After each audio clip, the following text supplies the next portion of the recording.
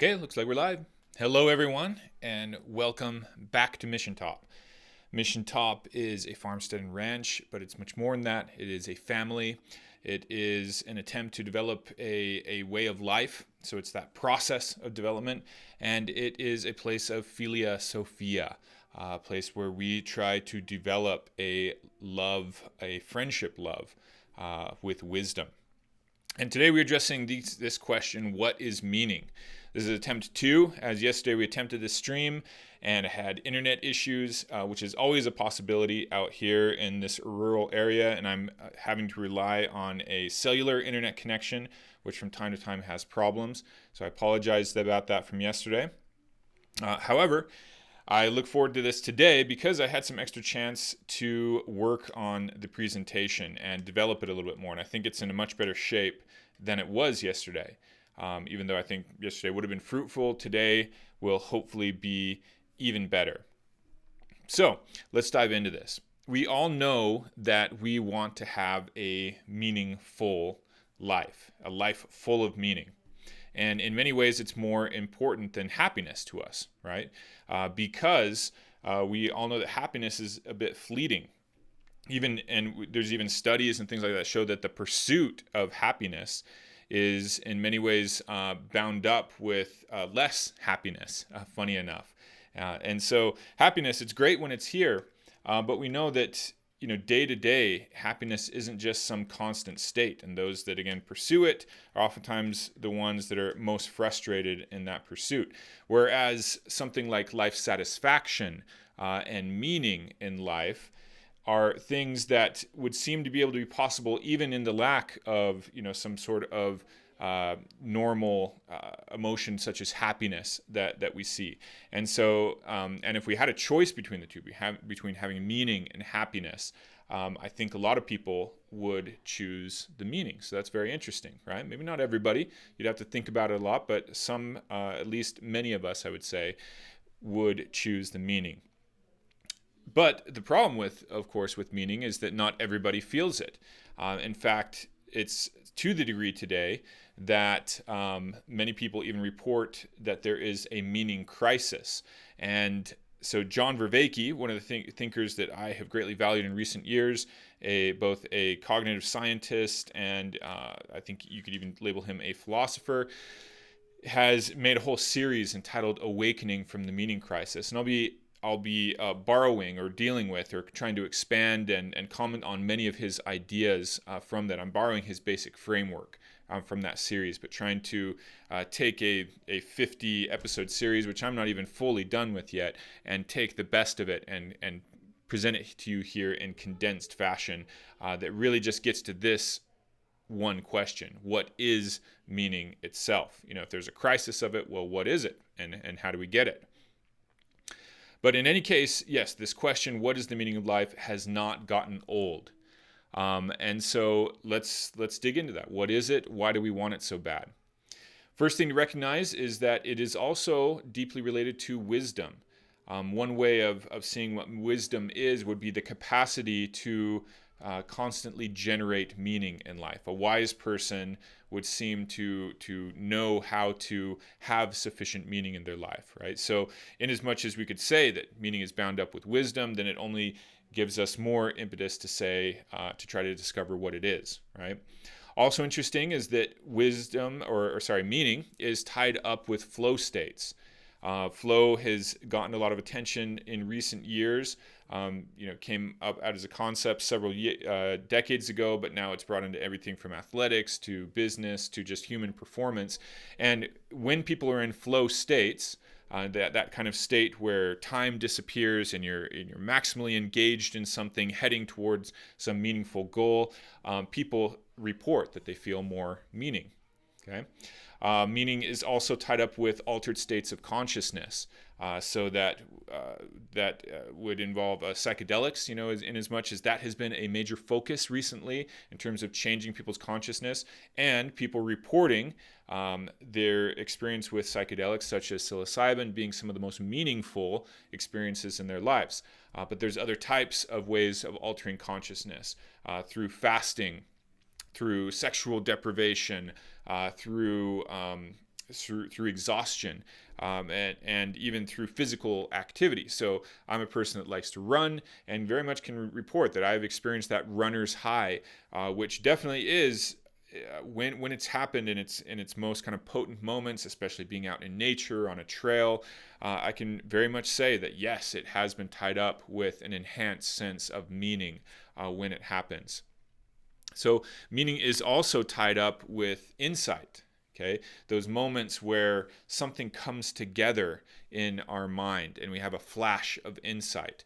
Those kinds of moments are what many people report as the most meaningful moments in their lives. And I have a particular fondness for insights. It's one of the things that in my daily activities and the way that I try to read, listen to podcasts, consider things, and just think generally, then those moments come, those flashes of insight. Oftentimes when you're away from your concerted efforts, from the thinking, right? After that long night of sleep, like we've talked about, where the ideas have a chance to form new connections in your mind, and then suddenly through kind of random ways that your mind is thinking, boom, things connect, they come together, you have a flash of insight, and it may be profound, right? You may have that sense that your life is now enriched because you grasped something new in life. And so for those moments, those days that I have the most insights come are the kind of days that I feel a greater meaning in life. And my guess would be that most people do as well.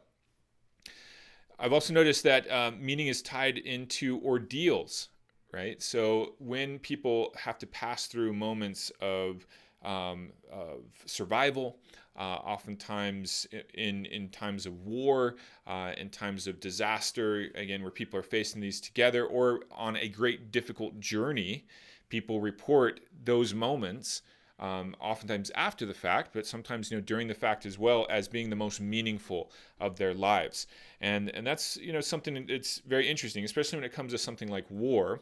But you'll find that let's say there's a situation where people are in war and they're bound together, a group of people working together, either as soldiers or maybe civilians who are trying to survive, and in those contexts, things become clear what they're trying to do, and they're working together in order to accomplish very clear things. Oftentimes people report, this great sense of meaning in those moments. And after the danger is done, after they're out of the war zone, maybe they're out of the military or out of that war experience, even though people, of course, there's tons of horrors tied up with war, people also report those experiences, especially when it's bound up with other people, as having been some of those meaningful experiences of their lives, right? So I give these examples so that we can already kind of frame and get you thinking of like, look, here are these things where all of them are different, but yet we report feeling senses of enhanced meaning when we experience them. Okay. Thanks for those of you that participate in the chat. You're always welcome to do so on these live streams. That's part of the fun of it and part of the way that I am able to develop these ideas and get feedback from you if things are landing, and also for you to ask questions. So thanks for Christian for leading out today. Let's go ahead and take a look at what you're saying. Christian said, you think people like you, Jordan Peterson Pajot, having so much popularity, turning back to looking at meanings as the first stirrings of a postmodernist world, of a postmodernist worldview. And so, you can definitely tell they're the ones that have gotten more of the popularity on the things. But as much as I'm trying to at least think along the same lines as them, there's something to that. I think to the, if you could say the postmodernist worldview is one that tries, in many ways, tried to show kind of the, in this context, you could say the more meaningless nature of the world, that anything that was in the past construed as having like a definite meaning could be shown and kind of deconstructed, right, or shown to be kind of an arbitrary formulation of some things, and that you could reinterpret any text, for example, in numerous ways to show that there is no just one meaning in anything. There's infinite meanings and things. And the thing is, there's some truth to that, right? And I would say, like, look how that's tied into one part of the world, that renewing part of the world, that more feminine nature in us that can that can deconstruct or renew or dissolve any structure, and we can do it quite frequently. So there's something to that. Like the world does have that nature, that even though things are formed up in a certain way, they can be reconstrued in different ways, right? But if you only focus on that and say that means that there's no there's no either value or final or permanent kind of ways of structuring the world, then yeah, very easily you can get to a world that has no set meaning, right? And so as we've been going through this series, it's very much the union of those two things, the saying that the world has a hierarchy to it, and hierarchy, the very nature of it, is inevitable. And no matter how many times you renew and deconstruct the world, a hierarchy will always form, right? And so it's important to realize that. Well, at the same time, there's this constantly renewing force in nature, in the way that our mind works, etc. So what I hope is that there's kind of this thing that the postmodernist worldview is one where it values what was being seen there, but weds it to more that hierarchical worldview. And that's kind of, I think, the thing that is always the most potent, the most realistic way of interpreting the world. Martin says, still they don't pursue that meaning in a trench. So yeah, there's a thing about war that it's easily glamorized, and most people who report being in it, soldiers and stuff, oftentimes in other ways, from what I can tell, I've never been there in the trenches of warfare, talking with people and stuff, but just from accounts and whatnot, it seems like in war, oftentimes the things that did have meaning to them before, like their love of country or something like that, those things oftentimes fall away in the context of a war, where other meaning presents itself, like the meaning of working with this close group of people to survive. And you find that that's oftentimes the meaning that people most identify with those times of war, is the camaraderie, the communion they feel with other people. And we're going to see why that might be the case, in the way that we're going to try to offer some concrete kind of structure to what meaning is. So yeah, good point, Martin. All right, so let's dive into an example that is going to help us to kind of build our structure for understanding meaning today, and help us to kind of look at meaning with fresh eyes, if you will. And that is to look at the formation of a sentence, the simple act of the formation of a sentence. And that's important because a sentence can have meaning to us, or we can struggle to construe the meaning of a sentence. And so in as much as we can kind of take this little microcosm and look at it and say, how is it that we feel a sense of meaning in relation to a sentence, or not feel a sense of meaning? How does the meaning of a sentence happen, if you will? And then we can try to pull out principles from that apply in all these other domains of the world, and meaning, the more general sense of meaning for life that I think that we're all interested in today. So there's somewhat of a metaphor, right, in the way that we say that a sentence means something, but it's a deep metaphor, because it's more reaching something like a symbol, where it contains a pattern.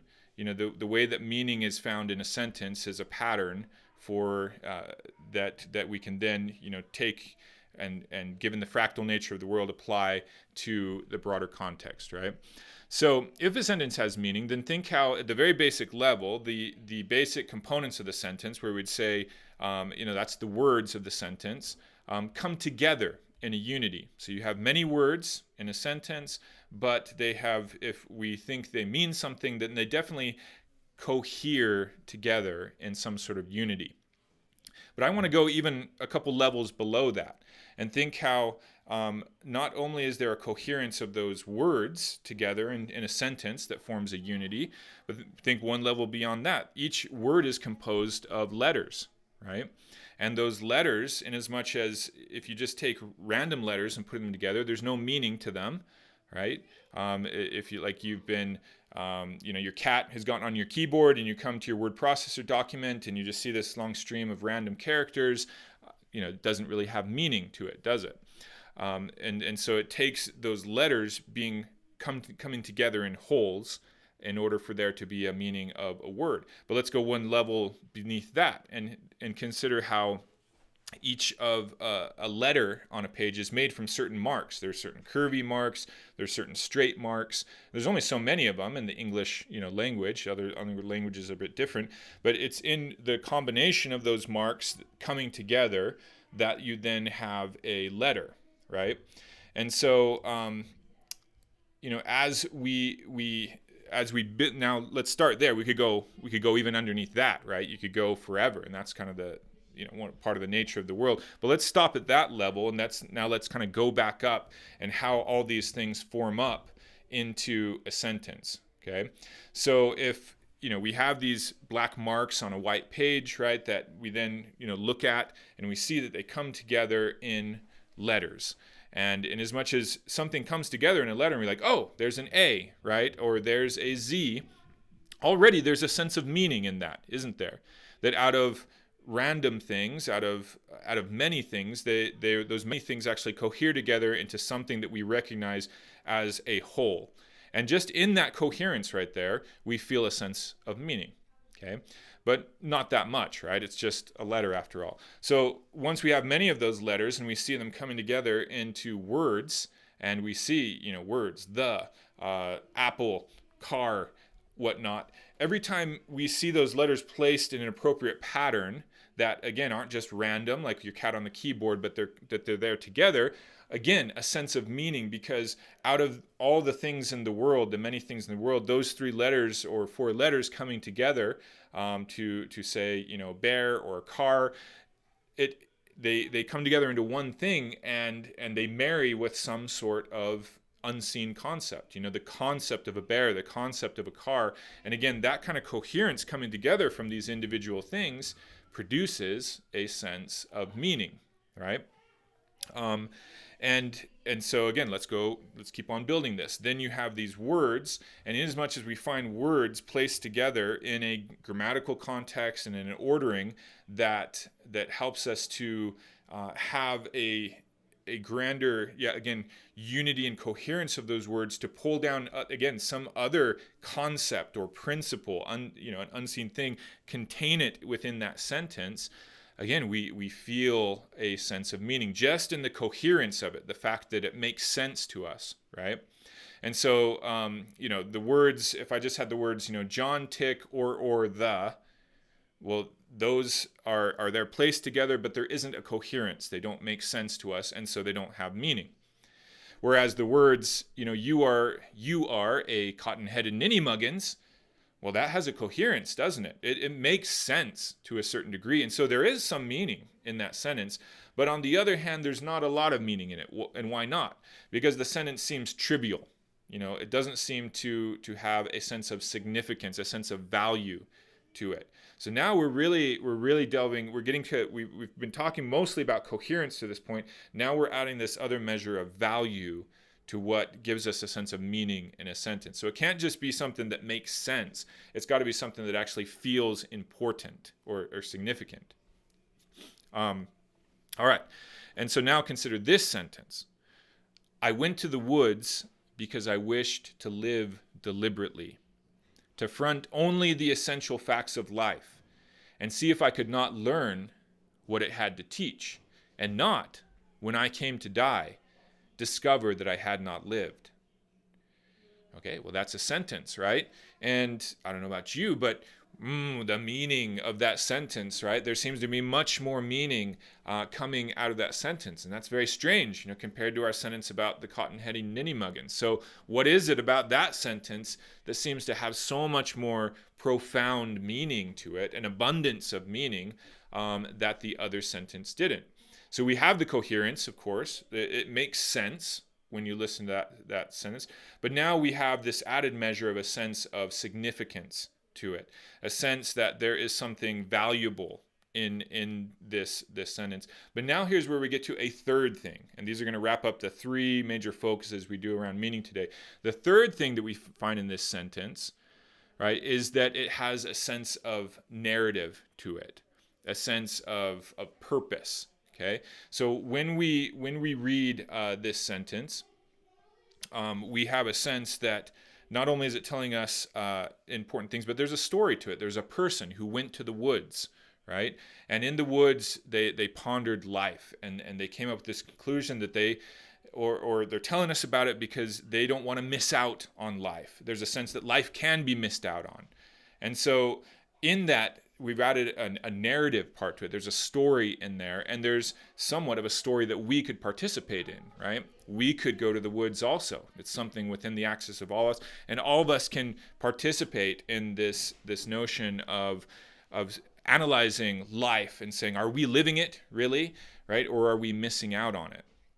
Okay? And so that third part of it, that narrative part, that story part of it, combined with the significance, combined with the coherence of the sentence, makes this, just kind of lit up with meaning, if you will, in the way that all the other words or sentences that we had talked about so much weren't. And think, it's quite incredible when you start out with, just the marks on the page and you build up to that point. Realize that a structure was built there in that sentence, right? A house, a container, or for the nature of the series that we've been getting into, a temple. You could see this temple this sentence was a veritable temple.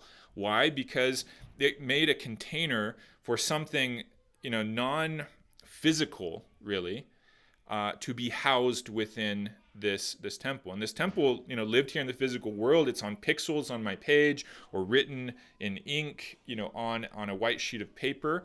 Just these words and these marks, but yeah, they come together in meaning to house something profound, something spiritual, you could say. It's a union of concept or principle, or you could say spirit or heaven with earth, with the actual matter and the actual structure that's formed there. And only when you have the union of those two things can you experience this reality of the sentence. Is it real in the world, and coupled with that sense of meaning. So I just wanted to point that out, because this, if you can grasp that, you'll see how this relates to so much of the other things that we've been talking about.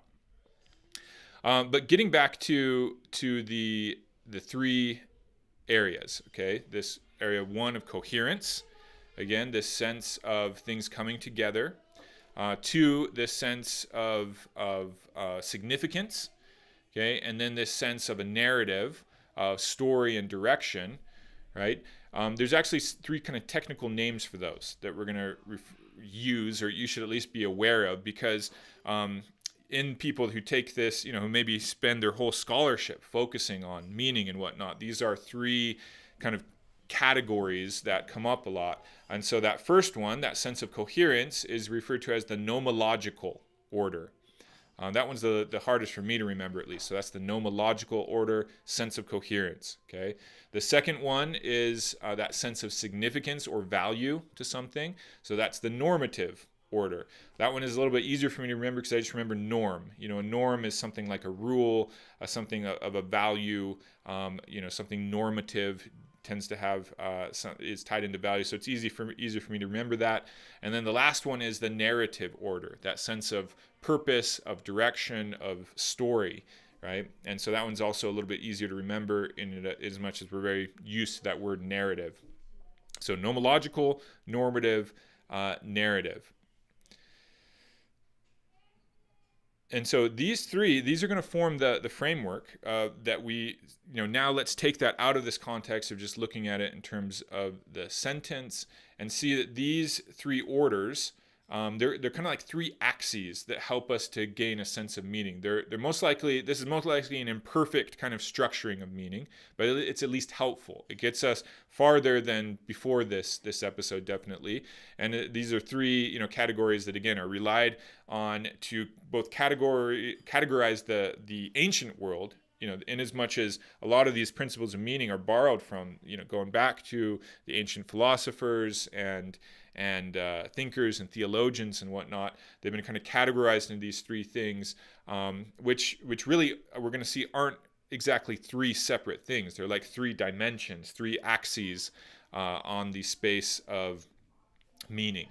And so, again, with this structure, now we can go into each one and really dive into, okay, how do these things relate to meaning in life? Not just meaning in a sentence, but meaning in life in general. So let's start with the nomological order, or that sense of coherence. And you're going to see it's difficult to talk about each of these alone because they are like three aspects of the same thing. And so you'll hear me bringing in the other two into what we're talking about, but I'm just going to kind of focus on each one at a time. So bear with me as we focus on one. So this sense of coherence is just that general sense of things belonging together, of lining up together.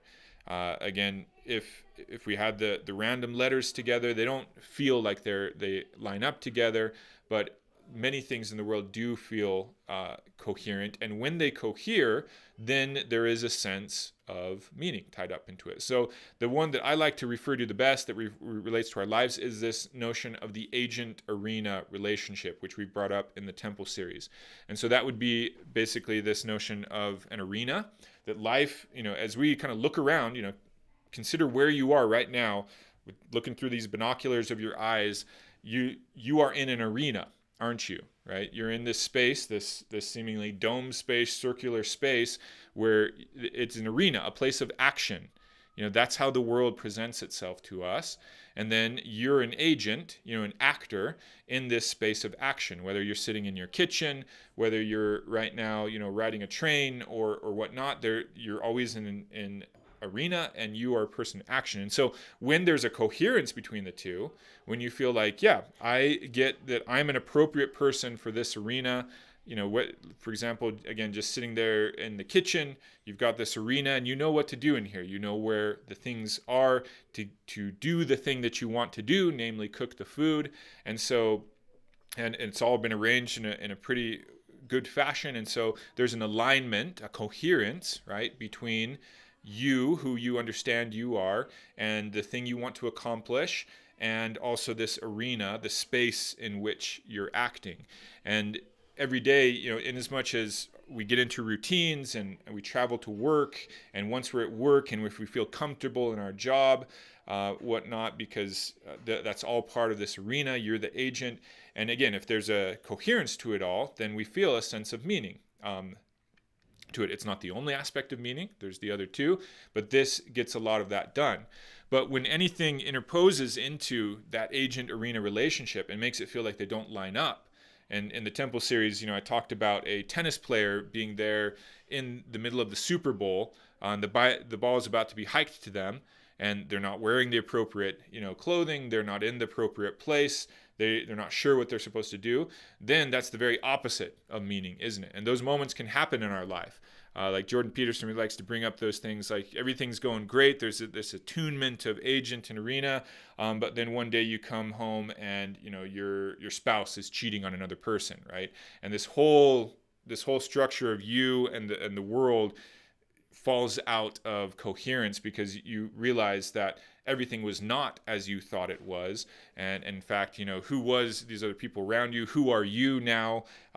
Is your life going to fall apart? Again, listen to the words we use. Your life would fall apart out of its coherence, and you're left with a sense of horror as you try to pick yourself up off the floor and put yourself, take your pieces and put them back together, right? And so all of this is tied up into other beings, this sense of coherence, in as much as that we, as we focus a lot, again, in these streams, are not just one unified thing. We're actually part of many other levels of beings out there in the world. And so this agent and real relationship isn't just you fitting in with, your physical environment around you, but do you fit within your family? Right? Is there a coherence between you and a fit between you and your family? And then your family, in as much as you're part of the family, and what your family's doing in the world. Your family is the agent now. The world is your arena. Is there a coherence between that? Right? The same thing could be said of your city or your nation, right? Maybe you don't feel like you fit in your nation. There's that lack of coherence, or you feel like you're part of this nation, but you don't like what your nation is doing, the direction it's taking, and so again, you feel this sense of non-coherence with that agent-arena type relationship. Okay, all right. So that's that nomological order, and you're going to see that's going to get we're going to kind of build on this here, because the nomological, you can't separate it from these others, so it's going to get brought up again and again in these other two things. Just looking at the chat, Martin, you'd said, is this philology? I don't even know, because I'm not sure the bounds of philology, so I have to look into that. So I'm not a good one to answer that question. Christian, you said starting with the sentences was a good place. Yeah, I'm glad it's helpful. Martin, you said it had me kind of lost, though. If you could recap it in one sentence, no pun intended, that would be nice. Okay, yeah, as far as the sentences, the recap is just that a sentence, in as much as we say like a sentence has meaning, it has meaning because it's multiple things that came together into one thing, and we recognize it as a one whole sentence. And then it seemed important to us, right? That it actually contained important information or principles in it. And there's a sense of direction. It gave us a sense of something we could actually do, or a sense of what we should do in the world. And so a sentence like that has kind of maximal meaning. Whereas even if it has some of the other two things, it has meaning, but less meaning. And so, that was the main point of that. Hopefully that was a useful summary. You can tell me again if it's not. All right. Christian said, this is good stuff, really interesting and slightly mind-bending. Yeah, I hope so. Mind-bending is always good. And Martin says, so you're basically saying that meaning is proportional to coherence. I get it. Thanks. So what I'd say is that coherence is one aspect that contributes to meaning. That's the way I would put it. So it's probably like a necessary part of it, or maybe not even necessary, but one of three important factors that we're going to talk about, each of which are important, and the more you have of all three, the better. But I'm not even sure you have to have all three for something to have a sense of meaning to us. Okay, so let's get into this normative order then. We've talked about the nomological, which is that sense of coherence. Now we're jumping to the normative, which is that sense of significance. So meaning is also tied up to living in service, or oftentimes living in submission to something, to something of value. And I think the more that we find something of value to live for, or to align ourselves with, the more meaning we feel. And so ultimately, we really like things that are beyond us, right? Even that sense, we were talking about mountains the other day. A lot of people feel meaning in looking at a mountain just from the fact that the mountain is so much more immense than us. We like to know that there are bigger structures than us out there in reality, and we feel a sense of meaning to that. But in as much as, of course, we want to be aligned with the best, most valuable things, the most significant, important things, then we try to seek out for what those are. And another way of putting it is meaning is tied up with what matters.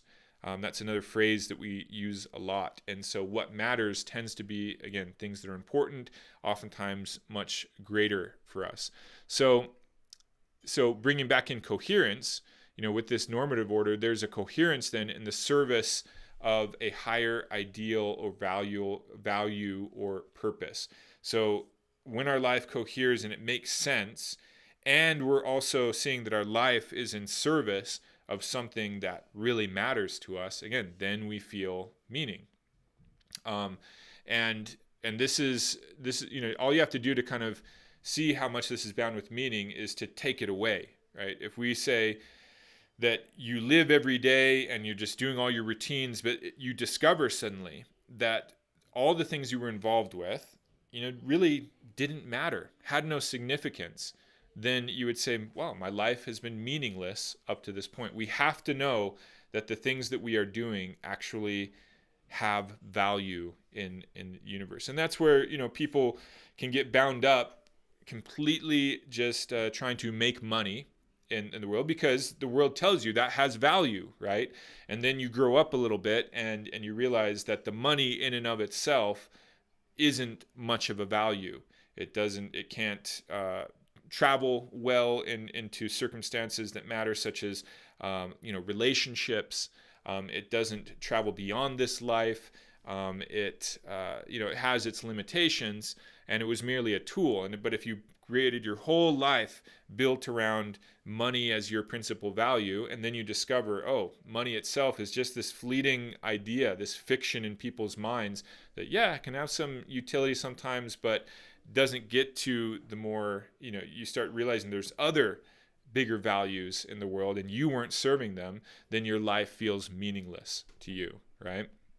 And so we have to know that there's something bigger to this. And this is tied into suffering, because it turns out that suffering isn't so bad. We're willing to suffer an awful lot, even short-term suffering or even long-term suffering, if we know the suffering is in service of something of significance, something valuable, oftentimes something bigger than us. If you suffered in order to get your kids an education or something like that, and so you're focused on this value of your kids' prosperity and the value of education, and so you work a labor job that causes a lot of suffering in you, but you were willing to do it because you had a grander purpose, then it wasn't even so bad. You maybe wouldn't have even counted it exactly as suffering, because it was all in service of something higher, and that meaning that you found in that buoys you up, makes almost any suffering tolerable if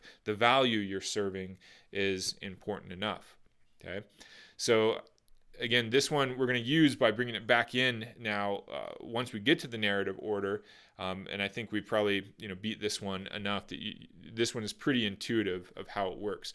But one last thing about this is just, again, to bring in other people.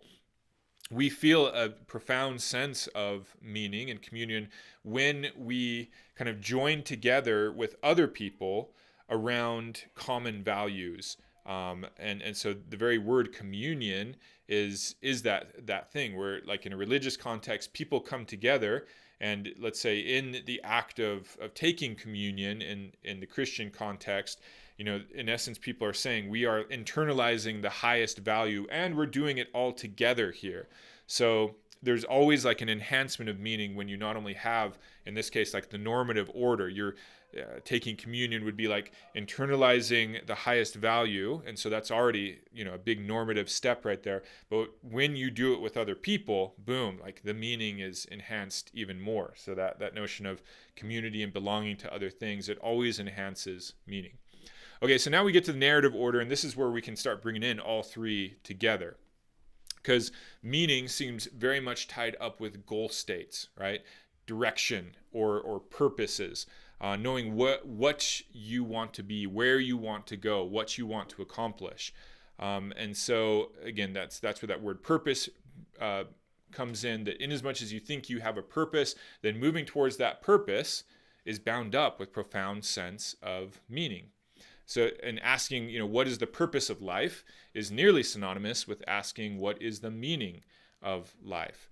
And to live a purposeful life is to live a meaningful life. So there's this notion of when you have a reason for living, a direction to head towards, and you're moving towards that reason, and the reason is significantly compelling or valuable, so there's that normative order, then your life is full of meaning. And see how that right there is all three of these brought together. You have a coherent structure of what you're heading towards, and what you're heading towards is of significant value. Boom, you have a sense of meaning in your life. And so in relation to that, meaning is especially tied up with human growth and development and transformation to more optimal stages of human being. So again, having like a goal of $1,000 in your bank account and feeling like that's an important step for you, and you see the way that you can accomplish that in 2 months, that fills you up with a sense of meaning. But much more than that would be like, over the course of a year, you see some way that you as a person will be able to develop into a better person, maybe through a systematic program of an easy example is like an exercise program, in as much as it's so easy to see that physical enhancement of yourself. But maybe maybe you've developed yourself like a routine of spiritual study, or a routine of service to others, and you know that engaging in that service will not only help them, but help you to be a more developed, enhanced person. So that kind of goal state that you're heading towards would be even more significant in terms of its meaning than just pursuing that $1,000 that you want in your bank account, right?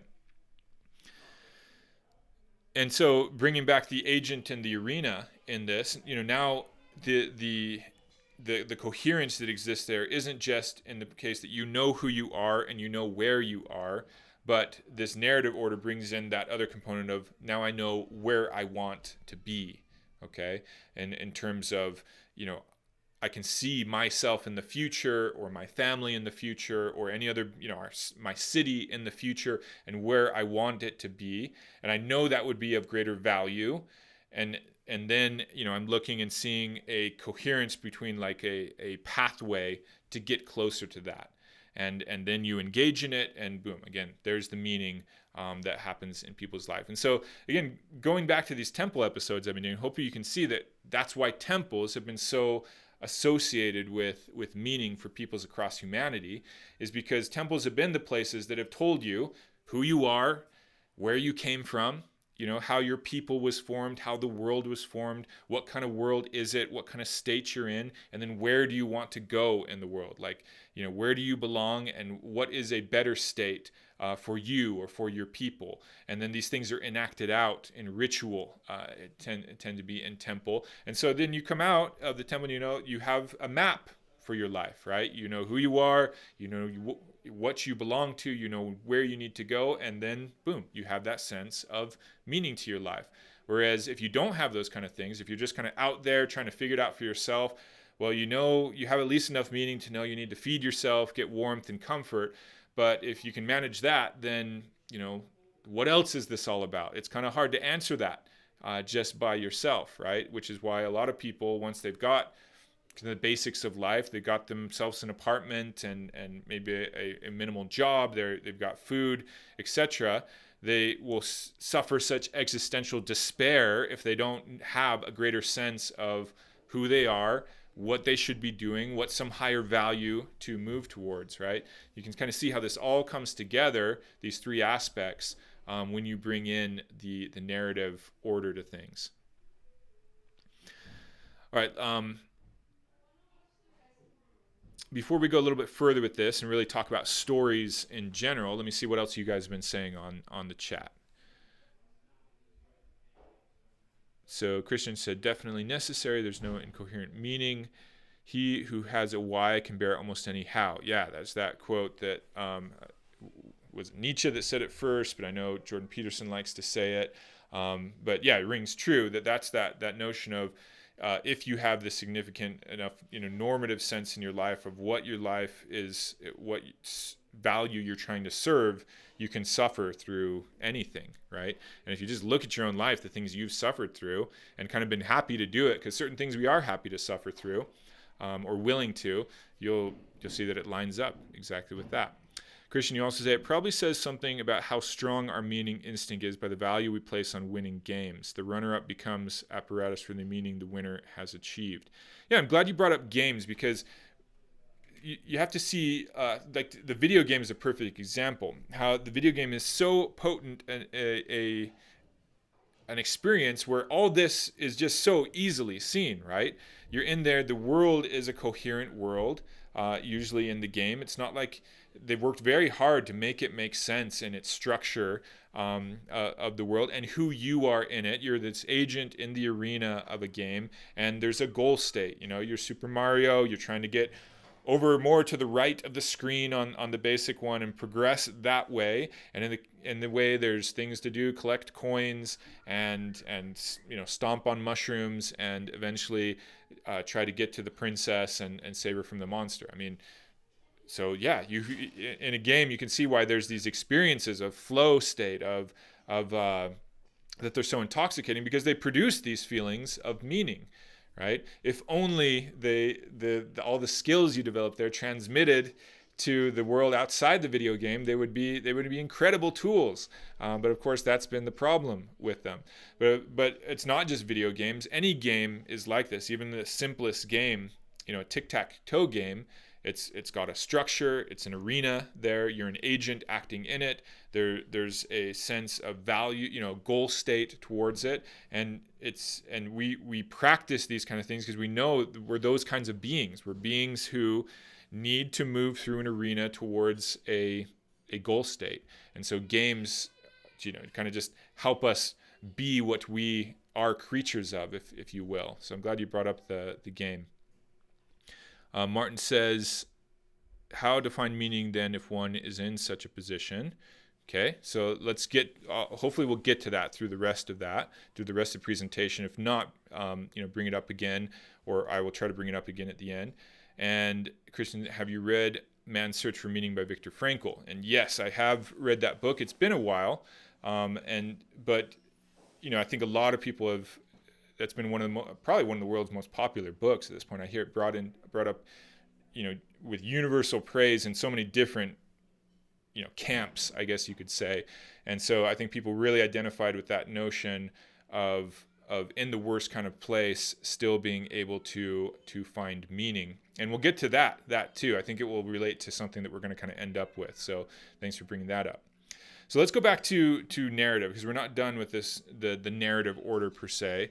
And let's get into stories, just kind of reminding ourselves why stories, both reading them, participating in them in terms of movies, but also seeing our life as a story now is such a potent experience and a useful tool in which to find meaning in our life. So here's like one little answer that I come back to. It's one little rule of thumb that so often can guide you right in answer to Martin's question, how can somebody find meaning if they don't have it?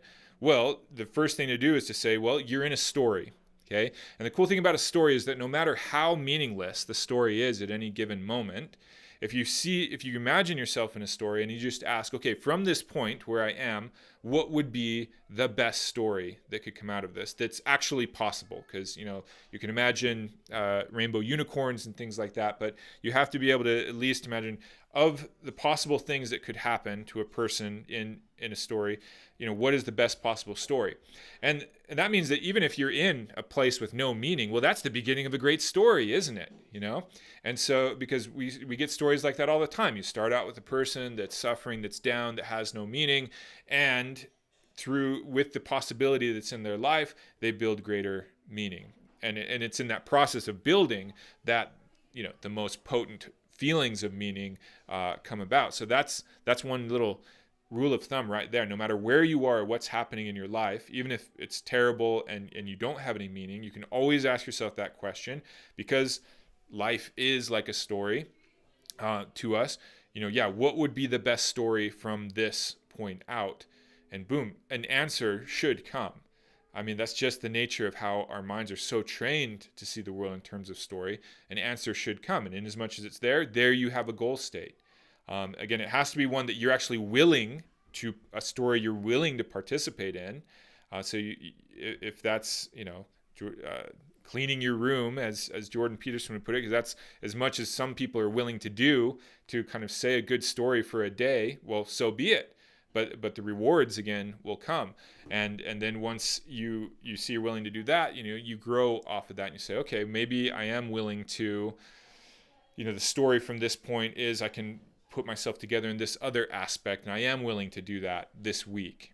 And boom, you move in terms of that story, and then that the better story starts materializing as what to do next, and pretty soon, you've gone through that whole arc of the story and experienced all the potent meaning that comes through of it. Okay.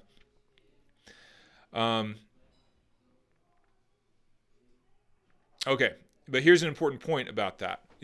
Ultimately, we're all stuck inside a story, no matter what. I mean, that's a really potent way to see life and understand meaning within it. We constantly are shaping the story around us, but what's cool is that it's like we have this little ability to shape the story, like we were just talking about, but the story shapes us as well. It's this process, it's the kind of this reciprocal process where as we seek to shape the story, then things happen around us in the world and it shapes us, right? And so what we shouldn't do is to try to tie ourselves in to, this strict line version of how the story is supposed to play out. At any given point, we should imagine what's the best story, and we start interacting, we start playing out. We're in the video game, we're playing out the story. But in as much as the story will shape us as well, we always have to be willing to reconceptualize the story. And that's where, we come into this thing of that postmodernism was right. We can reconceptualize any story at any given time. And so that's where we have to have, enough of a fundamental story in our minds of what we're moving towards and how we should proceed. But as we move and participate in the story is going to change us. And we're going to start looking back out at the world through different goggles than we had on at the beginning of the story. So we have to be willing to reconceptualize. And that's why, the worst thing you can do is to have final states, final conceptions, dogmas, final goals that you stick to, or only certain ways of looking at the world, like some institutions oftentimes get into. That's a thing you shouldn't do, or else you're going to be stuck trying to live out a story that the world, the arena around you no longer supports. Okay. And so, it's a balance between the two. You can't just every day, reconceptualize your whole life and head off in a different direction. Obviously that would be foolishness. But you have to be willing to, on a regular basis, tweak the story as the story is shaping you, if that makes sense. And then bring in, at the end of each of these categories, bring in that communion with other people. As we live out stories, there is more meaning in in living out a meaningful, living within the same general story, because then the meaning is enhanced, right? I just got some. Okay, good. I just had some indications from YouTube that the stream had ended again, just like yesterday, and so I think we got through it. But just to recap, as far as stories, you want to be living in a compelling story, but if you're doing it with more people, it's only better. And again, that's where something like religion has always made so much sense to people, because what's a religion but a comprehensive world story pattern that a group of people is living within together. And I get there's problems with religion, in as much as many religions haven't updated their story compellingly enough, or even just the way that they talk about their story to fit with the modern world, and hence why a lot of people say, I don't fit within the story, get me out, right?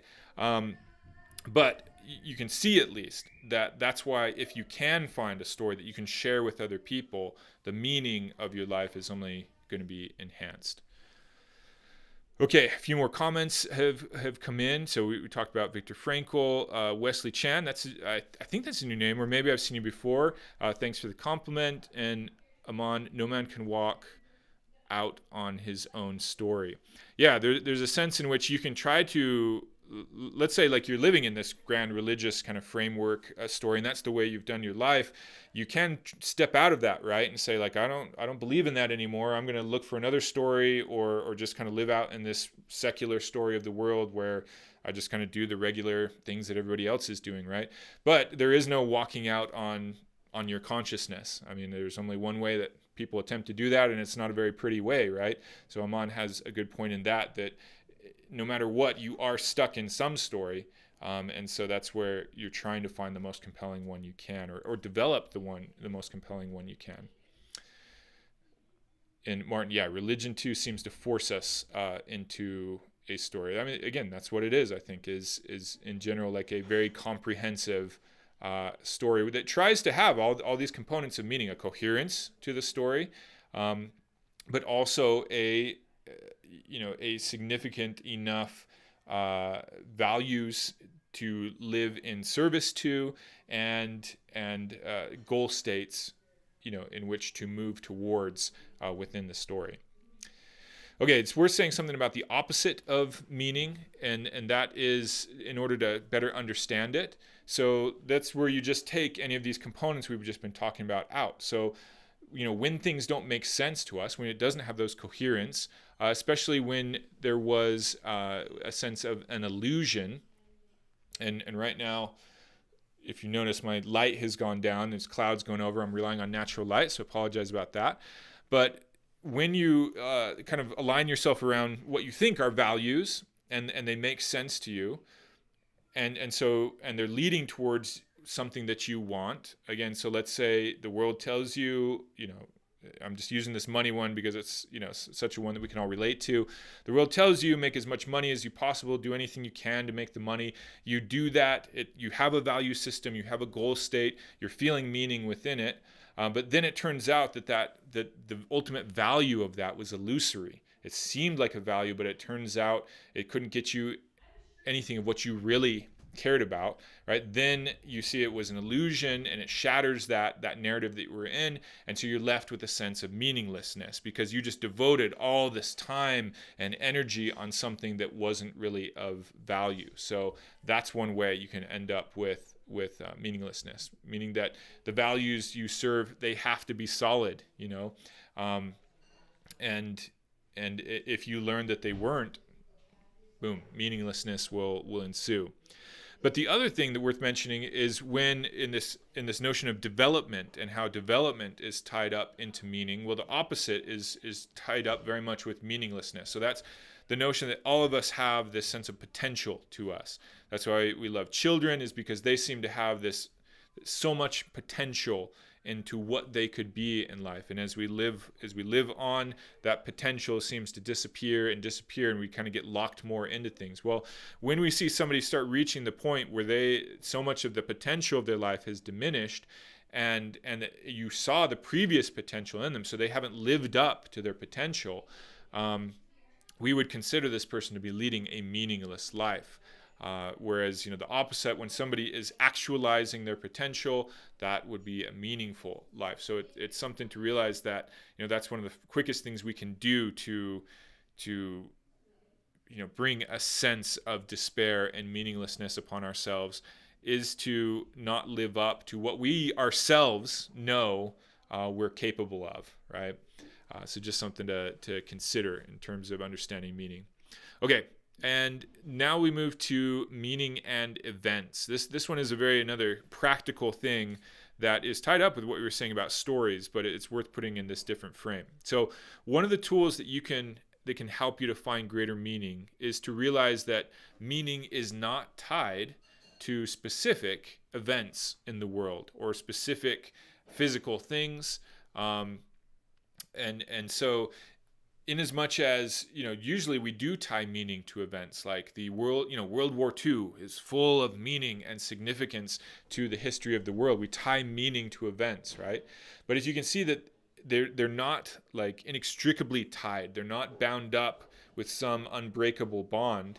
Then you can see that if meaning has been tied to events, or let's say destructive meaning, an opposite of meaning, or the lack of it, or its destructive side, we can look at the event again and find a more noble meaning. This is where that capacity within us to dissolve, to deconstruct is a useful concept, because we all have events in our life, in our history, that we've tied up with meanings, and hopefully you have some positive ones, but there's other events in our lives that are tied up with something destructive to you, that sting, that still haunt you, if you will. And so if you can buy into this concept that meaning is not bound up inextricably with events, then you can look back at that event and impose a different meaning upon it. So this is where that concept of that, in some sense, meaning has to be this union of principles and concepts with a pattern here in the world. And so an event is a pattern, right? And then we just naturally have tied a certain meaning to it. And you can see this with something like a war, how different people tie different meanings to the same event. Right?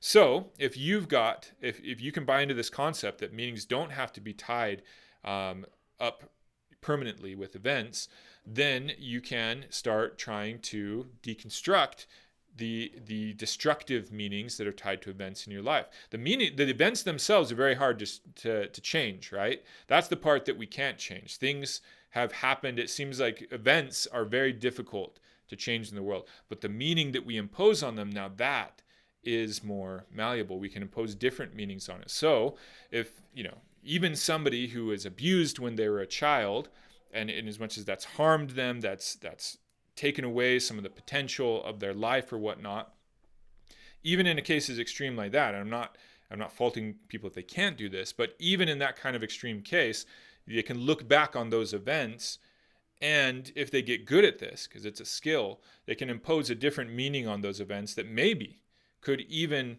make them a stronger person today. And we actually know how that works, because we see people that have successfully done this. And so the thing that I want to get to today is just to get into your mind that that's a possibility, because once you buy into this and then you start to practice it a little, because it's a skill, you have to practice it, this gives you, it's a tremendous enhancement of your agency in life to be able to realize that you can you can reconstrue the meaning of events. And if once you realize that, even if you have a good meaning on events, you can find an even better meaning to the events of things. So here's one example that just came from me recently of this, and that's that the other day I watched the movie Pulp Fiction. The reason I watched it is because I really like this rating system I brought up before, the IMDb 250. It's just the one I keep on going back to. It's not like I think it's the only good one. But Pulp Fiction's always up there in the top 10. And I saw Pulp Fiction when I was 12 years old. I had gone with the movie with my brother and some friends that were in town. I think one of the kids was 16 or whatever to buy the tickets to get an R-rated movie. Like I had a sense that it wasn't going to, that it was going to be a movie kind of with material beyond, probably what I was ready for or wanted to see. But I went along with the crowd and saw this movie. And if you've ever seen Pulp Fiction, in many ways it was kind of the epitome of trying to kind of, through a very high skill, kind of show some of the meaninglessness of life, you could say, or just, I don't know, it's like had very much of that postmodern kind of feel to it to me. And I remember not liking it as a kid at all. And so I never saw it again since I was 12. But just the other day, as I was looking at the IMDb rating thing, and it's there in the top 10, and it just stays there like permanently, I was like, all right, I'm going to give it another try. And I watched it again. And for the most part, again, I hated it. Right? But then I said, if it's here, there's got to be something else that people are seeing this. So I tried to exercise this skill that we're just talking about. I say, okay, the movie is an event, you could say. It's pattern there. And I have locked certain meaning to the patterns, but I'm going to try to dissolve those and look at it again. And as I looked at the movie again, and I think I do want to do this as a video essay someday, and started looking at the actual structure of the movie. The movie even kind of goes through a non-linear timeline and everything. So there's this sense of meaninglessness to the whole thing. But the thing is that any story that ends up being a story has to have meaning in it, right? In order for us to even pay attention to it for 2 seconds. Otherwise, it just wouldn't work. And so as I looked at it again, and looked in that kind of vein, boom, there were other patterns that manifested themselves as, being things that could marry with meaning. And so as I looked at it again, it actually turned from this negative force, this movie that I didn't like, and saying, here's actually, in this way of construing it this way, and this little story portion that way, I'm actually pulling out meaningful things, helpful things out of it. And this negative movie that has, been something that I didn't like it's now glowing with light, as you can say. It's not like I think it's the best movie in the world or anything. However, I now see it as, it's glowing with light right now in terms of my mind, instead of glowing with darkness. And how did that happen? Well, I had to kind of break down the meaning that I had assigned to it and try to find different ones, and it worked. So if you can do it with Pulp Fiction, which again is in many ways like a movie that is not full of lots of potential of light, and still find light in it, well, then you can do it with an awful lot of other things in your life. Okay, so I hope that makes sense. And lastly, I'll say on this is notice how this is kind of tied up with a concept of play. You kind of have to be willing to play with things. And what is play? Play is to kind of loosen up loosen up the framework that you're operating in, and to play around, try new things, see what works, see what doesn't. We really need a greater sense of play in our lives, and this was one for me. Okay, so I'm just down to the summary portion at this point. I'm just going to summarize, but I want to see what else you guys have said in the chat here. There's been a few more. Okay, Aman Haq said, like your Gladiator video, which highlights how Maximus accepts his reality and ends up getting his revenge. Yeah, and that's a good movie because it shows you, it's the story pattern where he had this coherence of meaning at the start of his life. Everything was going well. He has his wife, his estate. He's a big general. He's successfully acted in the arena of the world. He just wants to go home and kind of live out the greatest benefits and of this meaningful structure that he has. Then that whole thing is shattered, is brought down. That whole world, that whole arena around him is shattered, and he's placed in a different arena, literally, right? With a new identity. He's a new agent in a new arena, and he, being the great character that he is, at first he's bitter and resentful and is just kind of operating for survival. But through the course of that's why people like this movie so much. Like, in as much as he is a highly capable agent, it doesn't matter the arena that he's placed in. He can act successfully. He can adapt and then act successfully and find greater meaning in the arena that he's acting in. So again, that's why that movie resonates with so many people, is because it's not a new story pattern at all, but it so effectively shows kind of these things that happen to us in life. We're knocked out of our comfortable, nice agent arena relationship that we're in, and we have to, and it's the most noble people out there in the world that even when that happens, they can transform themselves to act successfully in any new arena that they're put into. And it's really impressive, and it's really motivational, right?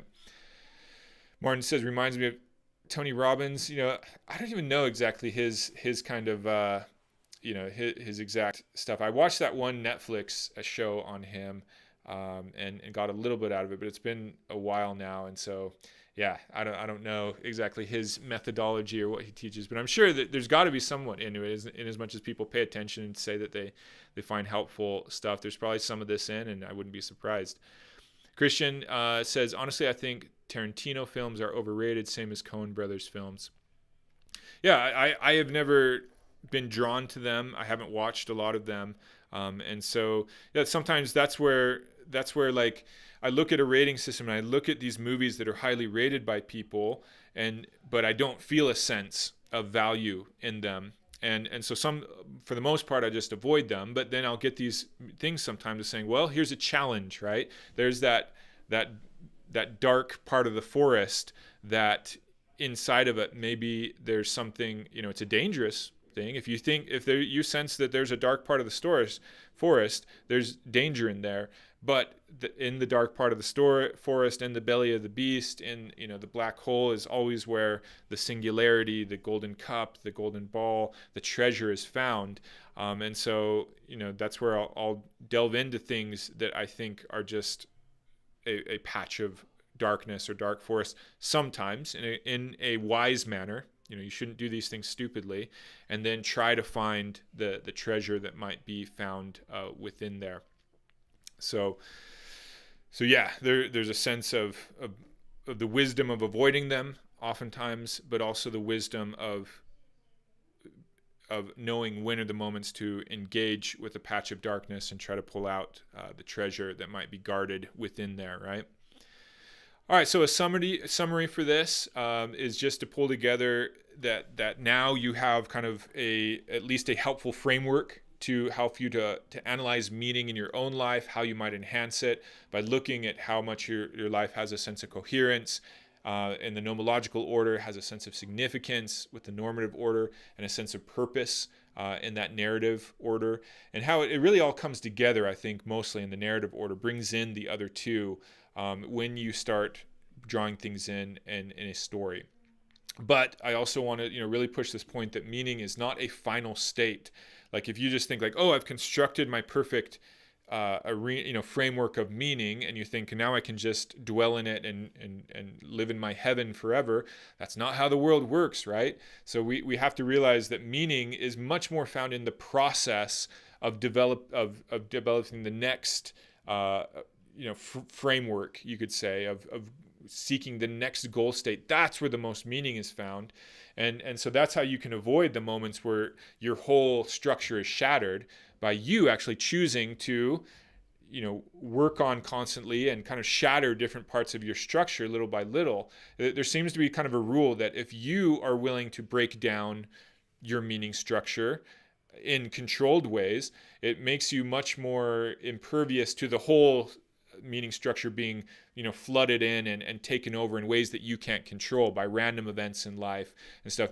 And why? Because I think you've gotten good. You're kind of like Maximus, that you're making yourself into a person who can adapt to any change in the environment, right? You're highly adaptive to whatever outside forces may alter your life. No matter what it is, you say, okay, no sweat.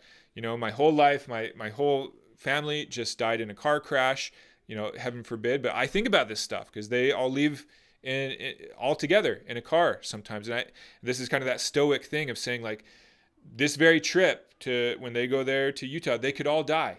And then what, right? Would I still be able to function in life if that much of your life is pulled under? Like, that's a very useful exercise to go through. And I highly recommend it. Marcus Aurelius put it in terms of, you should, every time you kiss your child to sleep at night, you should, say to yourself, they might die in their sleep tonight. And you have to be okay with that, right? Because, your entire farmstead that I've got 80 acres could burn down tomorrow. Fires happen and it could all be scorched earth within a couple days. What would you do then, right? Would you still be able to find meaning? These are the things that you're ready for if you've seen that, meaning making is a constantly evolving process that you should engage in with your own insertions of that breakdown of yourself, because then you'll have practice and you're ready for whatever the world may throw at you. I think so. There's that, and in that process, you just have to be willing to pay attention, to recognize the sins, the things that aren't working. That's a big part of meaning, is recognizing that as you head towards things, certain things don't work. That's okay. You repent of them, which just means you change direction, you reorient, and that's where you kind of break down the meaning structure, reorient. Okay, off I go again, and you enjoy all those benefits of heading off towards a meaningful value in the process. This is what I like to call the way. You're in the way in those moments, and when you're in the way, you are filled with a sense of meaning. And so, if you can kind of start mastering some of those processes, that's where we finally end back with Sophia, with wisdom. In as much as wisdom is tied into being able to constantly generate meaning in your life, because you realize how meaning operates as a process, then you are a wise person. And then you are a person that no matter how the arena changes around you in life, you can engage in that process of generating, cultivating meaning around you. Okay, so that's all I had to say today. That was my summary, and I thank you for being here. It looks like we have some more quotes, or not quotes, but more in the chat here, so I'll stay kind of engaging on that until we're done, and then we'll sign off. Christian said, honestly, okay, we already went over Christian's comment on Tarantino. Laurent Peter Bob, and I'm sorry if I'm saying that wrong, but happy to see a new name on here. I agree about Tarantino, but the Coen films have a valid and cheeky criticism towards some of the most artificially elevated elements and cultures. I like them a lot. Yeah, somebody just a couple days ago, they might even be listening to this stream, recommended to me the film O Brother, Where Art Thou, which I guess is a version of the Odyssey. And so I'm going to check that one out because somebody just recommended it to me, so it's on my list. But I have not watched a lot of other Coen Brothers films. Christian says, I watched No Country for Old Men recently. I thought it was awful for some of the reasons discussed today. It seemed to be deliberately trying to be a meaningless story. It's interesting how films do that a lot, right? And sometimes that's the ones the critics love. It's like, oh yes, that is, for some reason, like those kinds of breakdown films are the ones that, like, I swear a lot of critics have like real twisted views on the world, and that's where sometimes you can get these ones that the critics love. The second new Star Wars, and then the audience just hates.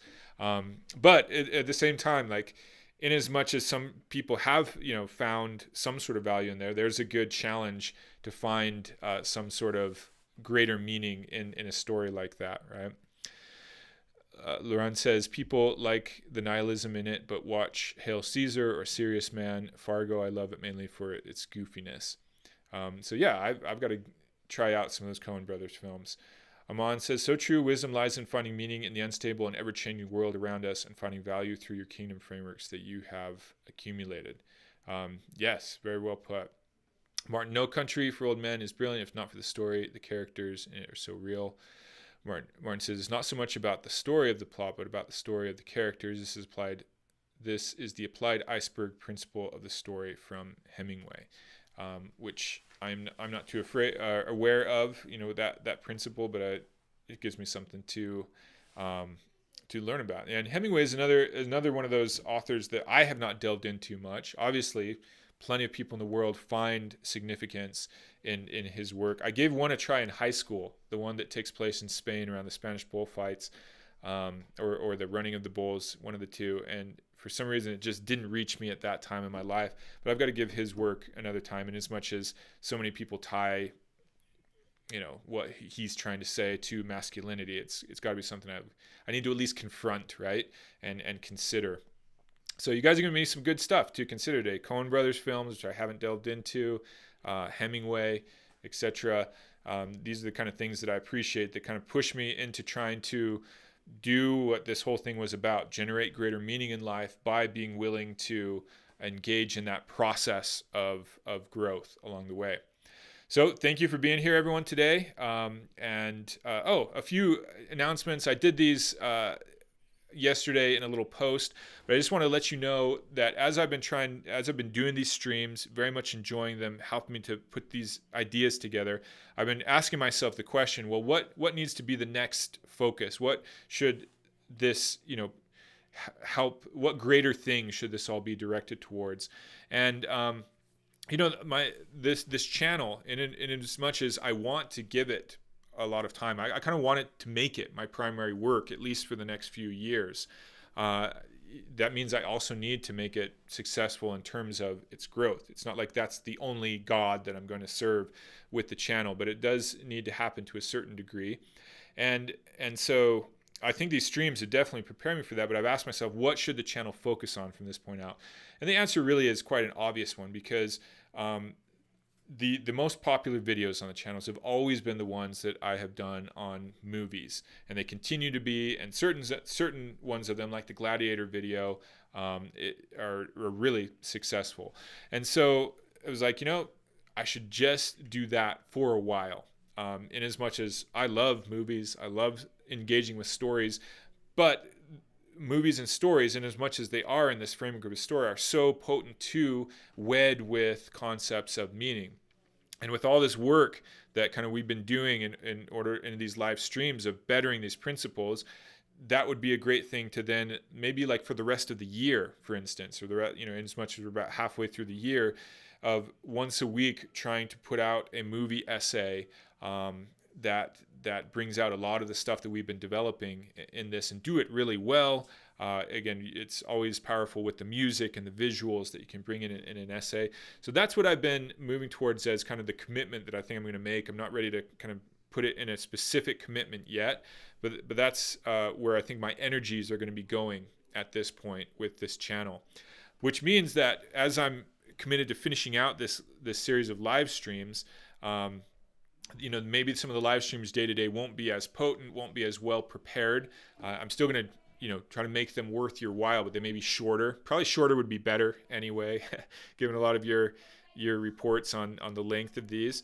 So anyway, that's going to be the new focus. Really working on getting these movies out. I'm working on Interstellar. I've got to knock that one out. I'm hoping to get it done this week. And then keep on doing these live streams, but maybe a little bit shorter.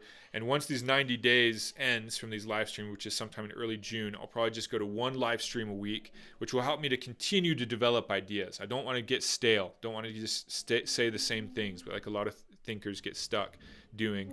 And meanwhile, put my best energies into these types of movie essays, which I think will both will be good for everyone. It's what people like the most anyway. And I enjoy making them, and they're a great outlet for everything that's been developed in these streams. So I think it'll be a good win overall. But after a certain point, I will then reassess and say, what else should this channel be about? As you know, I don't want to also get locked into only being kind of a one-trick pony. So that's my little update on Mission Top. Again, I hope you enjoyed this stream. We'll be back tomorrow. Thank you for being here. This is Gary signing off from Mission Top for today.